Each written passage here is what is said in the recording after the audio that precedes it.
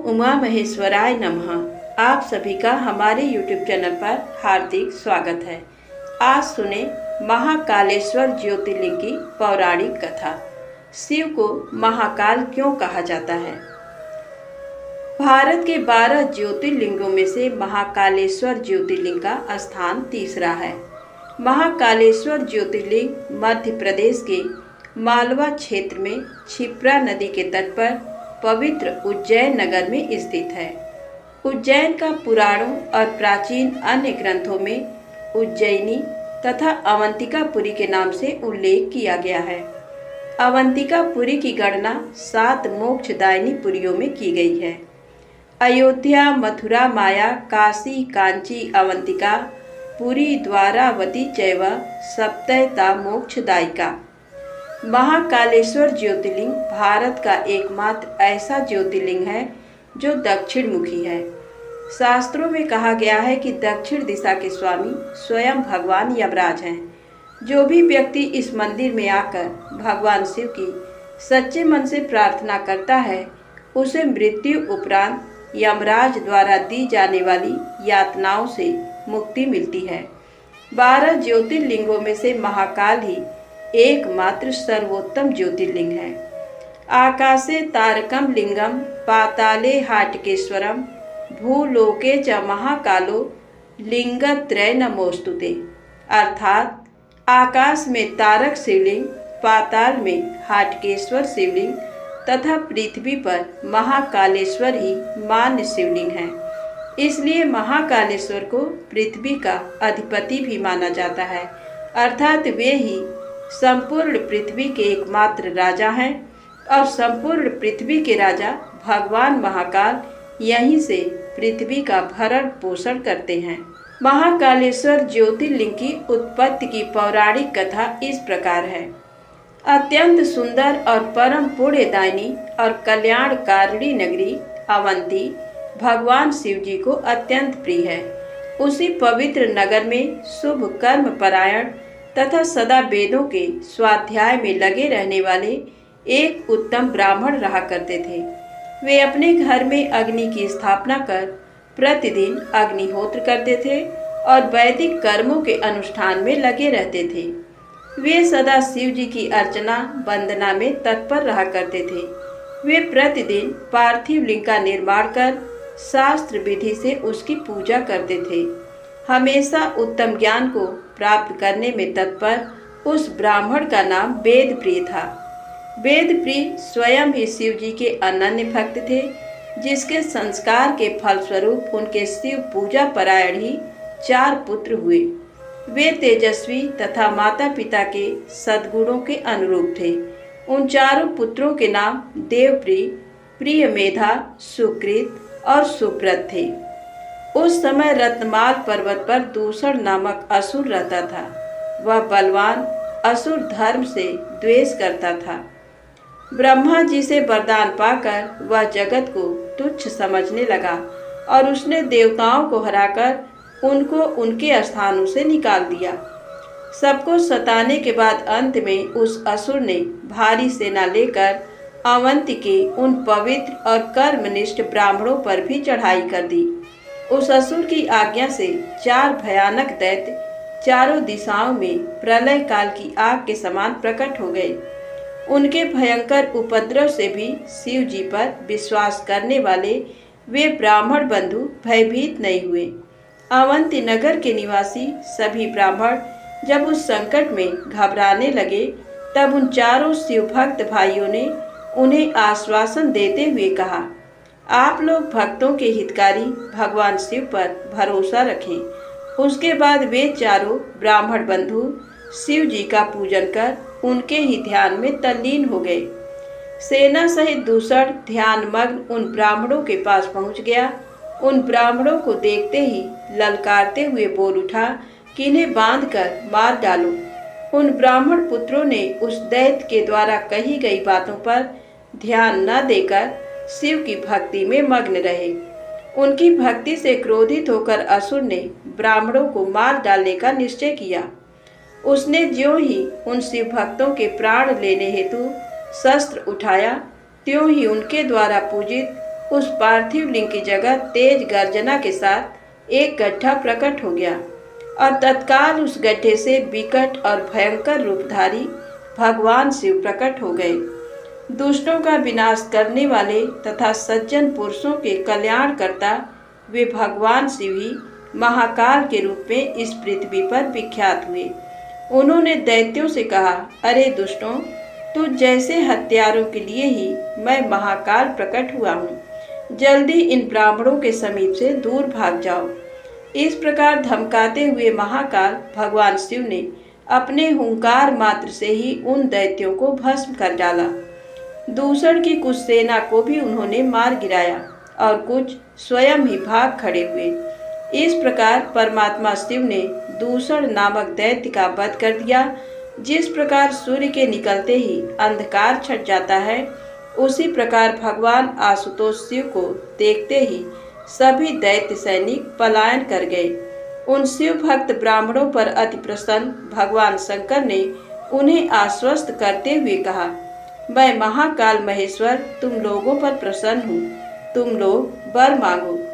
महाकालेश्वर की वाणी सुनकर भक्ति भाव से पूर्ण उन ब्राह्मणों ने हाथ जोड़कर विनम्रता पूर्वक कहा, दुष्टों को दंड देने वाले महाकाल शंभो, आप हम सबको इस संसार सागर से मुक्त कर दें। हे भगवान शिव, आप आम जनता के कल्याण तथा उनकी रक्षा करने के लिए यहीं हमेशा के लिए विराजिए। भगवान शंकर ने उन ब्राह्मणों को सद्गति प्रदान की और अपने भक्तों की सुरक्षा के लिए उस गड्ढे में स्थित हो गए। उस गड्ढे के चारों ओर की लगभग 3-3 किलोमीटर भूमि लिंग रूपी भगवान शिव की स्थली बन गई। ऐसे भगवान शिव इस पृथ्वी पर महाकालेश्वर के नाम से प्रसिद्ध हुए। अब आइए जाने महाकालेश्वर ज्योतिर्लिंग की महात्म कथा। उज्जैनी नगरी में महान शिव भक्त तथा जितेंद्री चंद्रसेन नामक एक राजा थे। उन्होंने शास्त्रों का गंभीर अध्ययन कर उनके रहस्यों का ज्ञान प्राप्त किया था। उनके सदाचरण से प्रभावित होकर शिव जी के पार्षदों में अग्रणी मणिभद्र जी राजा चंद्रसेन के मित्र बन गए। मणिभद्र जी ने एक बार राजा पर अतिशय प्रसन्न होकर राजा चंद्रसेन को चिंतामणि नामक एक महामणि प्रदान की। वह महामणि कौस्तुभ मणि और सूर्य के समान देदीप्यमान चमकदार थी। उस महामणि को देखने, सुनने तथा ध्यान करने पर भी मनुष्यों का मंगल प्रदान होता था। राजा चंद्रसेन के गले में अमूल्य चिंतामणि शोभा पा रही है, ये जानकर सभी राजाओं में उस मणि के प्रति लोभ बढ़ गया। चिंतामणि को प्राप्त करने के लोभ से सभी राजाओं ने मिलकर चतुरंगिणी सेना तैयार की और उज्जैनी पर आक्रमण कर दिया। सैनिकों सहित उन राजाओं ने चारों ओर से उज्जैनी के चारों द्वारों को घेर लिया। अपनी पुरी को चारों ओर से सैनिकों द्वारा घिरी देखकर राजा चंद्रसेन महाकालेश्वर भगवान शिव की शरण में पहुंच गए। वे निश्चल मन से दृढ़ निश्चय के साथ उपवास व्रत करते हुए भगवान महाकाल की आराधना में जुट गए। उन दिनों उज्जैनी में एक विधवा ग्वालिन रहती थी, जिसका इकलौता पुत्र था। वह इस नगरी में बहुत दिनों से रहती थी। वह अपने उस 5 वर्ष के बालक को लेकर महाकालेश्वर का दर्शन करने हेतु गई। उसने देखा कि राजा चंद्रसेन वहां बड़ी श्रद्धा भक्ति से महाकाल की पूजा कर रहे हैं। राजा के शिव पूजन का महोत्सव उसे बहुत ही आश्चर्यमय लगा। उसने पूजन को निहारते हुए भक्ति भाव पूर्वक महाकाल को प्रणाम किया और अपने निवास स्थान पर लौट गई। उस ग्वालिन माता के साथ उसके बालक ने भी महाकाल की पूजा का कौतूहल पूर्वक अवलोकन किया था। इसलिए घर वापस आकर उसने भी शिव जी का पूजन करने का विचार किया।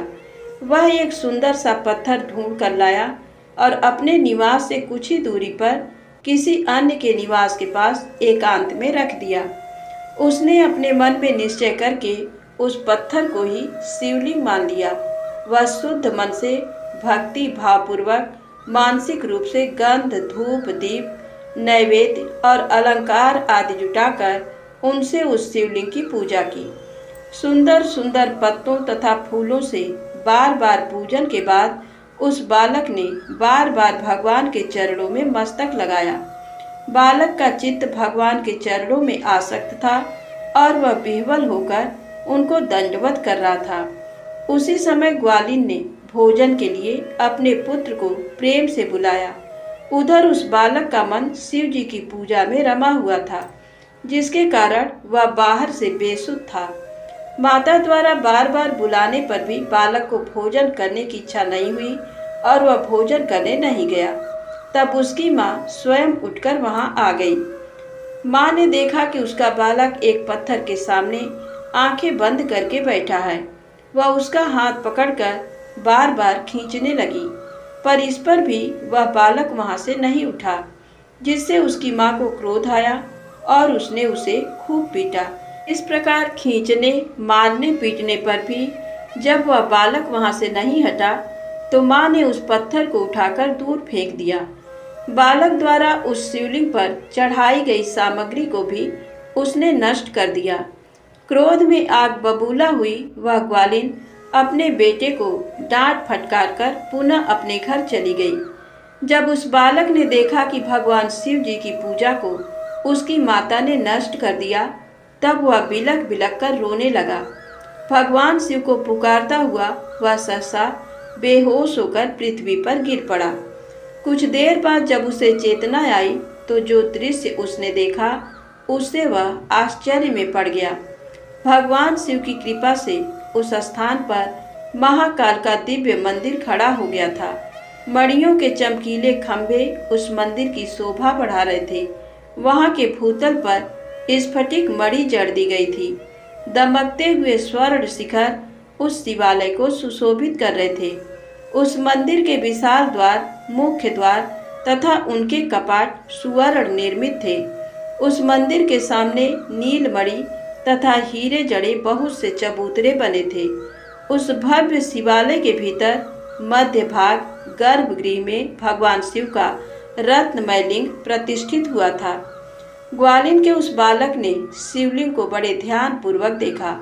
उसके द्वारा चढ़ाई गई सभी पूजन सामग्री उस शिवलिंग पर सुसज्जित पड़ी हुई थी। उस शिवलिंग को तथा उस पर उसके ही द्वारा चढ़ाई पूजन सामग्री को देखते देखते वह बालक उठ खड़ा हुआ। उसे मन ही मन आश्चर्य तो बहुत हुआ, किंतु वह परमानंद सागर में गोते लगाने लगा।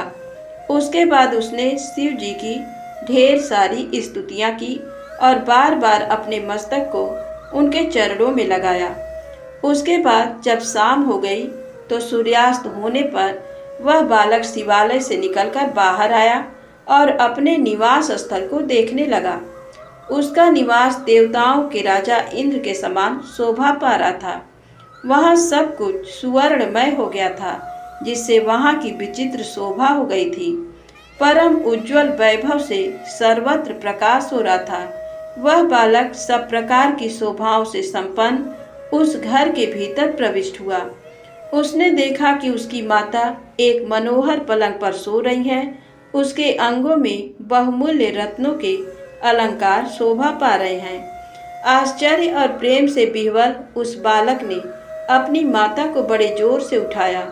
उसकी माता भी भगवान शिव की कृपा प्राप्त कर चुकी थी। जब उस ग्वालिन ने उठकर देखा तो उसे सब कुछ अपूर्व विलक्षण सा देखने को मिला। उसके आनंद का ठिकाना न रहा। उसने भाव विभोर होकर अपने पुत्र को छाती से लगा लिया। अपने बेटे के मुख से शिव की कृपा का संपूर्ण वर्णन सुनकर उस ग्वालिन ने राजा चंद्रसेन को सूचित किया। निरंतर भगवान शिव के भजन पूजन में लगे रहने वाले राजा चंद्रसेन अपना नित्य नियम पूरा कर रात्रि के समय पहुँचे। उन्होंने भगवान शंकर को संतुष्ट करने वाले ग्वालिन के पुत्र का वह प्रभाव देखा। उज्जैनी को चारों ओर से घेरकर युद्ध के लिए खड़े उन राजाओं ने भी गुप्तचरों के मुख से प्रातःकाल उस अद्भुत वृत्तांत को सुना। इस विलक्षण घटना को सुनकर सभी नरेश आश्चर्यचकित हो उठे। उन राजाओं ने आपस में मिलकर पुनः विचार विमर्श किया परस्पर बातचीत में उन्होंने कहा कि राजा चंद्रसेन महान शिव भक्त है, इसलिए इन पर विजय प्राप्त करना अत्यंत कठिन है। ये सभी प्रकार से निर्भय होकर महाकाल की नगरी उज्जैनी का पालन पोषण करते हैं। जब इस नगरी का एक छोटा बालक भी ऐसा शिव भक्त है तो राजा चंद्रसेन का महान शिव भक्त होना स्वाभाविक ही है।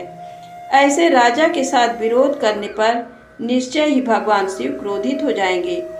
शिव के क्रोध करने पर तो हम सभी नष्ट ही हो जाएंगे। इसलिए हमें इस नरेश से दुश्मनी न करके मेल मिलाप कर लेना चाहिए, जिससे भगवान महेश्वर की कृपा हमें भी प्राप्त होगी। युद्ध के लिए उज्जैनी को घेरे उन राजाओं का मन भगवान शिव के प्रभाव से निर्मल हो गया और शुद्ध हृदय से सभी ने हथियार डाल दिए। उनके मन से राजा चंद्रसेन के प्रति वैर भाव निकल गया और उन्होंने महाकालेश्वर का पूजन किया। उसी समय परम तेजस्वी श्री हनुमान जी वहां प्रकट हो गए। उन्होंने गोप बालक को अपने हृदय से लगाया और राजाओं की ओर देखते हुए कहा, राजाओं, तुम सब लोग तथा अन्य देहधारी गण भी ध्यान पूर्वक हमारी बातें सुने। मैं जो बात कहूँगा उससे तुम सब लोगों का कल्याण होगा। उन्होंने बताया कि शरीरधारियों के लिए भगवान शिव से बढ़कर अन्य कोई गति नहीं है, अर्थात महेश्वर की कृपा प्राप्ति ही मोक्ष का सबसे उत्तम साधन है। ये परम सौभाग्य का विषय है कि इस गोप कुमार ने शिवलिंग का दर्शन किया और उससे प्रेरणा लेकर स्वयं शिव की पूजा में प्रवृत्त हुआ। ये बालक किसी भी प्रकार का लौकिक अथवा वैदिक मंत्र नहीं जानता है, किंतु इसने बिना मंत्र का प्रयोग किए ही अपनी भक्ति निष्ठा के द्वारा भगवान शिव की आराधना की और उन्हें प्राप्त कर लिया। ये बालक अब गोप वंश की कीर्ति को बढ़ाने वाला तथा उत्तम शिव भक्त हो गया है। भगवान शिव की कृपा से ये इस लोक के संपूर्ण भोगों का उपभोग करेगा और अंत में मोक्ष को प्राप्त कर लेगा।